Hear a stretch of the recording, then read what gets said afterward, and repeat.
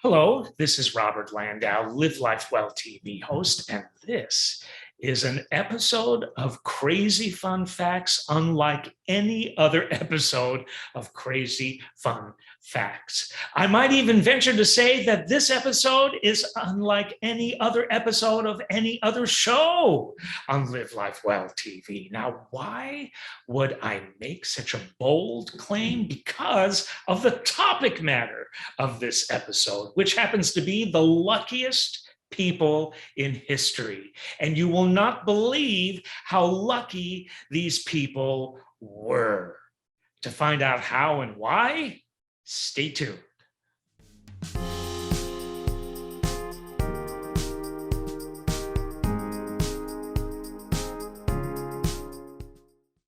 Before we begin, let's acknowledge a website by the name of mentalfloss.com. So here is our first luckiest person in history. You know him well. His name happens to be Teddy Roosevelt, and here is why he is one of the luckiest people in history. You won't believe these stories, which are all 100% true. Here is his.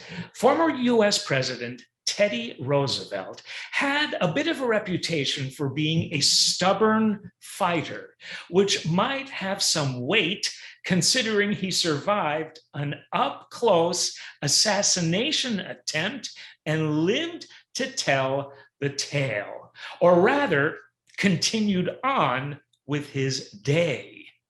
On October 14th, 1912, Roosevelt was leaving a Milwaukee hotel for a campaign stop when he was shot in the chest by a guy by the name of John Schrank, who was a New York City saloon keeper.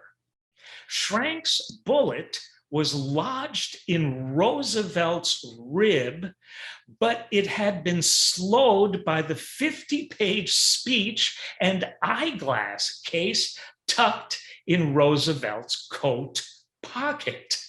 Roosevelt stubbornly refused medical attention and addressed his audience with a 90-minute speech, which is why the damn thing was 50 pages long, saying, "It takes more than that to kill a bull moose."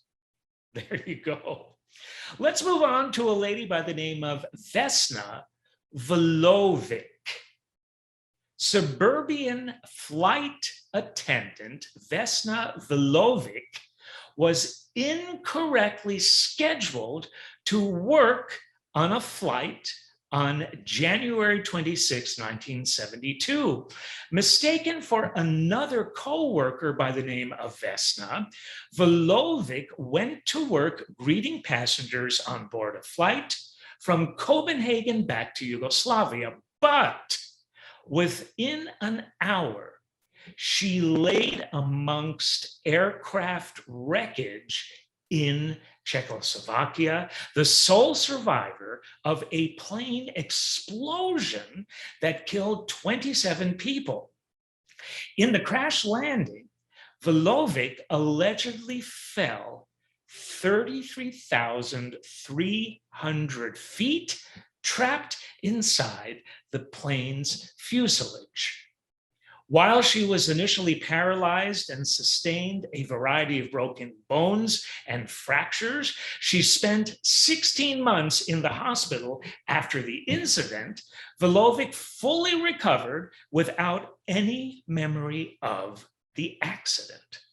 The Guinness Book of World Records recognized her for the highest fall survived without a parachute. And it gets better. How about a guy by the name of Adolph Sax? Belgian musician and inventor Adolph Sax is best known for his reedy namesake instrument, the saxophone. The son of a carpenter and instrument maker, Sax's early 1800s childhood was put to use perfecting already popular instruments like the clarinet and using improvements to dream up his own inventions, cue the sax tuba and sax horn. While Sax is known best for his contributions to musical history, what many don't know is how often he escaped death. As a toddler, Sax fell the height of 3 floors before hitting his head on a rock and was initially believed to be dead. By 3 years old, he had drank a bowl of sulfuric acid and swallowed a needle. Sax also endured serious burns from a gunpowder explosion and a cast iron frying pan, later almost suffocating in his sleep from heavy varnish fumes. I mean, is he a cat that has 9 lives? Falling cobblestones and a near drowning in a river round out some of Sax's childhood mishaps. And you think your kids were bad? Sax's mother, Marie Joseph Sax, certainly noticed the pattern. She said, "He's a child condemned to misfortune. He won't live." She was wrong. Sax lived to be 79. Let's move on to a guy by the name of Roy Sullivan, shall we? The odds of being struck by lightning during your lifetime are 1 in 12,000. But this probably came as little comfort to park ranger Roy Sullivan, who survived 7 lightning strikes over the course of 35 years. Sullivan's first encounter with lightning occurred back in 1942 when he ran through a storm in Shenandoah National Park. Additional lightning hits followed in 1969, 1970, 72, 73, and 76. And if that wasn't enough, how about a lightning strike in 1977? Talk about karma. Sullivan's relationship with lightning led to a variety of jokes and rumors, as you can well imagine, including a rumor that he kept lightning rods on his 4-poster bed. Sullivan died in 1983 at the age of 71, but not from lightning. Sadly, it was from a self-inflicted gunshot wound. Wow, I don't even know what to say. Well, there's somebody else we need to talk to you about by the name of Leonard Thompson. In 1922, doctors took a risk to save a 14-year-old Leonard Thompson's life by injecting him with an experimental substance by the name of insulin.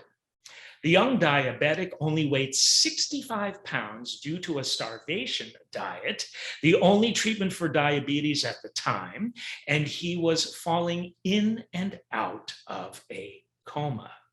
His parents were desperate for a solution, as you can well imagine, and though insulin was experimental and had not yet been tested on humans, they took a leap of faith and let the doctors inject Thompson with the mysterious drug.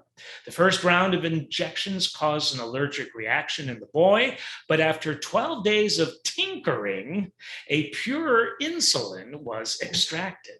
Thompson's recovery, thank God, was immediate, and within a month, front pages were touting the new miracle drug. Here's another guy by the name of Konstantin Fahlberg. Chemist Konstantin Fahlberg secured himself a sweet spot in history, all by accident. While Fahlberg takes much of the credit and took much of the profit, by the way, for creating artificial sweeteners, he wasn't the first scientist to discover saccharin, but he was the first chemist to realize that saccharin was a sweet and edible chemistry accident that could be used in the place of sugar. Legend has it that after working in his lab, Thalberg ate a roll which tasted sweet because of saccharin residue on his hand. He rushed back to his lab to test all of his instruments, the beakers, the vials, all of them, until he could determine where the sweetness actually came from. Soon after his discovery, Thalberg cut out his lab partner and filed patents for a mass-produced artificial sweetener that would go on to change the food industry. Next up is a guy by the name of Robert Bogucki. American tourist and former Alaskan firefighter Robert Bogucki became the subject of a manhunt when he disappeared into Western Australia's Great Sandy Desert in July of 1999. By the time the second search team found him, the first had been called off over 2 weeks before. Bogucki had spent 43 days wandering nearly 250 miles through the desert, eating plants and drinking collected groundwater. Upon his discovery, Bogucki told his rescuers that he was ready to go home. He said, "Yeah, well, enough of this walking around." God. Bogucki said he wasn't quite sure why he ventured off into the desert, where wintertime temperatures often reach upward of 90 degrees. Wintertime temperatures, quite a departure from the Alaskan weather he was so used to. But he thought it might have been to placate his spiritual needs. He said, "I do feel satisfied I scratched that itch, whatever it was." For whatever reason, Bogucki sure got lucky because he survived. One more before we close. Her name is Joan Gentry. Joan Gentry, a Texas mathematician living in Las Vegas, is often called the luckiest woman in the world because, get this, she's won multi-million-dollar jackpots, not once or twice, but get this, 4 times. Gentry's wins have all taken place in her home state and raked in $20 million between the years of 1993 and 2010. But because of Gentry's background in statistics, she has a PhD from Stanford, there's speculation that she's not lucky at all, but rather knows how to play the odds just right. For $20 million, I don't care how she did it, she's brilliant. 4-time winner! Whoa! So, that does it for this episode. I told you it was going to be different. I told you it was going to be special. I told you it was going to be fun. And I hope you had fun watching this episode. It was certainly fun to present it. Thank you so much for tuning in. This has been Robert Landau, Live Life Well TV host.